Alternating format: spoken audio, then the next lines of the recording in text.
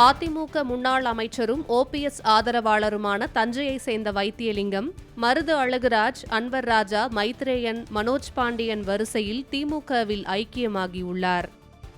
ஒரத்தநாடு சட்டமன்ற தொகுதியிலிருந்து 4 முறை எம்எல்ஏவாக தேர்வு செய்யப்பட்டவர் வைத்தியலிங்கம்.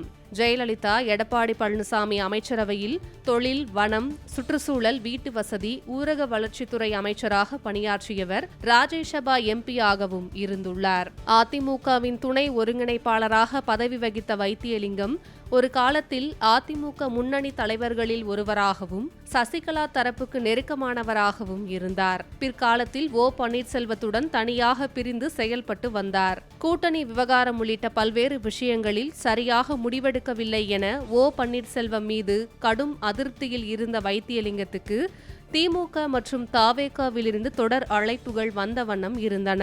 அதிமுகவுடன் தேர்தல் உடன்பாடு வைத்துக் கொள்வதா, தவேகாவுடன் போவதா, திமுக திசையை தேர்வு செய்வதா என பல்வேறு கோணங்களில் வைத்தியலிங்கம் தன் ஆதரவாளர்களிடம் கருத்து கேட்டுள்ளார். இதை அறிந்த திமுக தலைமை வைத்தியை வளைக்கும் வேலையில் இறங்கியது.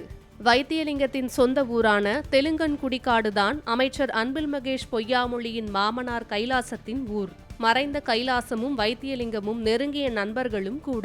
எனவேதான் தலைமையின் ஆலோசனைப்படி அன்பில் மகேஷ் பொய்யாமொழி வைத்தியை திமுகவிற்குள் கொண்டு வந்ததாக கூறப்படுகிறது.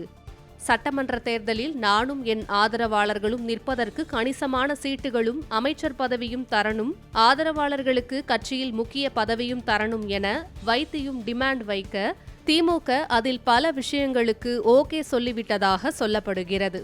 இந்நிலையில் ஒரத்தநாடு தொகுதி எம்எல்ஏ வைத்தியலிங்கம் சபாநாயகர் அப்பாவுவை சந்தித்து எம்எல்ஏ பதவியை ராஜினாமா செய்ததாக கடிதம் வழங்கினார். அதற்கு பிறகு அண்ணா அறிவாலயம் சென்று முதலமைச்சர் மு.க.ஸ்டாலின் முன்னிலையில் திமுகவில் இணைந்தார் வைத்தியலிங்கம். இதையடுத்து தன் ஆதரவாளர்களான முன்னாள் அமைச்சர் வெல்லமண்டி நடராஜன், குன்னம் ஆர்.டி. ராமச்சந்திரன் ஆகியோரையும் திமுகவில் இணைக்கும் பணியில் வைத்தியலிங்கம் தீவிரமாக ஈடுபட்டுள்ளார். ஔவை சண்முகம் சாலையில் அணிவகுத்து வந்த வைத்தியின் கார் தற்போது அறிவாலயம் பக்கம் வலம் வருகிறது.